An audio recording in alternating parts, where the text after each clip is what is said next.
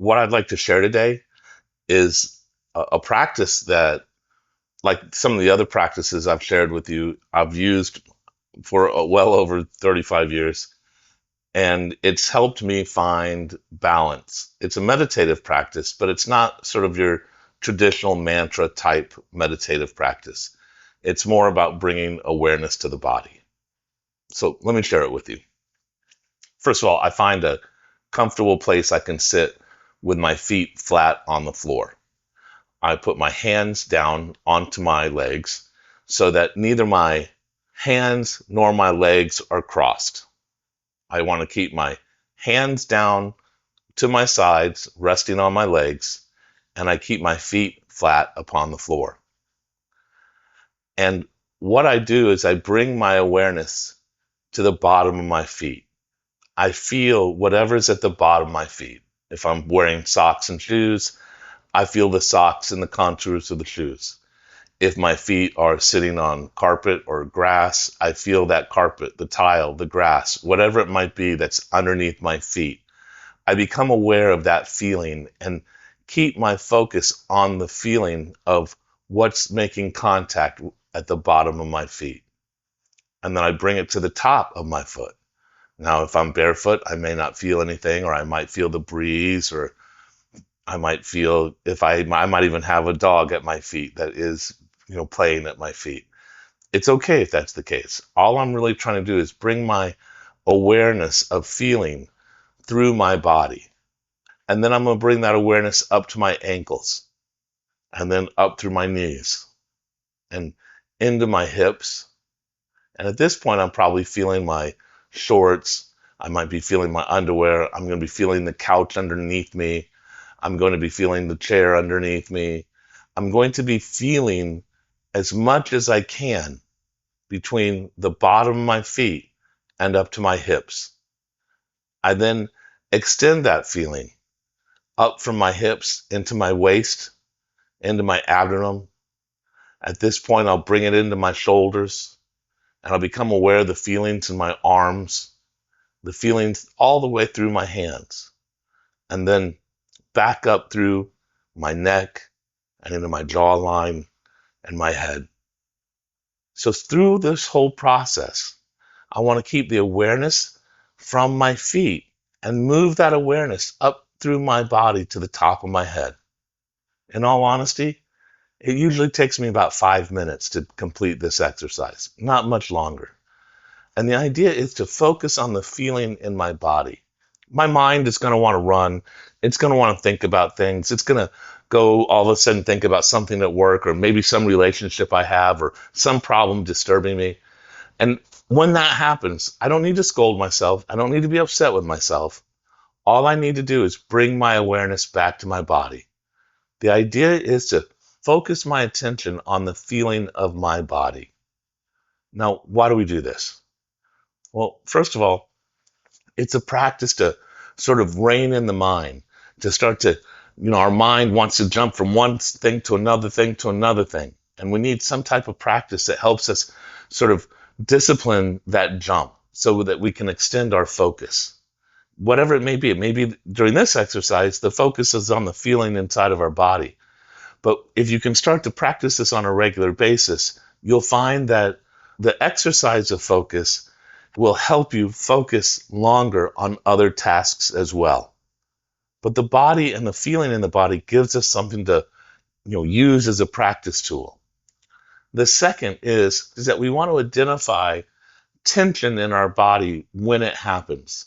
And sometimes this is very hard, particularly if we're in conflict or we're in some type of situation that is stressing us and we've got ourselves preoccupied.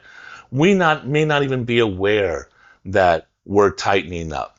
I know sometimes when I'm driving, particularly if it's a really, really rainy day and I have to focus on the road, I can feel my hips and my thighs all sort of tighten up. And this tension is indicating something to me, that I'm nervous, that I'm bothered by something. Sometimes I feel the tension in my jaw when I'm angry. But what I'm trying to do is feel it in my body. See, the difference between a feeling and an emotion. Oftentimes people mistake a feeling for an emotion. A feeling happens in the body, and then we sort of label it and turn it into an emotion. And so in previous videos, I've given the feeling exercise, and it's sort of in line with this meditative process, so we can talk about it as well. When I'm having a particular feeling I'm struggling with, well, usually it's an emotion. I have an emotion that I'm struggling with. And so what I want to do is I want to do this meditative exercise we just talked about, and I want to feel it. I want to understand where I'm feeling it in my body, because this feeling is telling me something. Just as if I came up and I pinched you in the arm, you might jump because it's indicative that there's something going on right there. Feelings are indicative that there's something going on. So when I can identify it in my body, I want to sort of hold my attention there. And I want to feel the feeling and the emotion as intensely as I can. I want to sit with it as long as I possibly can. And sometimes they're very hard to sit with. I might not be able to sit with it more than 5 seconds or so. But the idea is to sit with it as long as possible.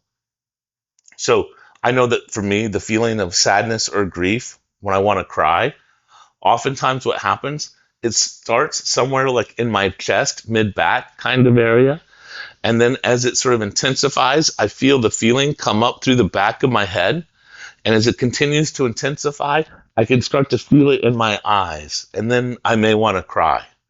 And if I can sit with this feeling of, let's say, pain or grief or whatever it may be that's happening, as I practice this feeling and I do more and more of it, not only can I feel this, let's say, pain or grief and identify and become, let's say, more aware of what it is, why it is, how it is, the things I need to be able to unravel it.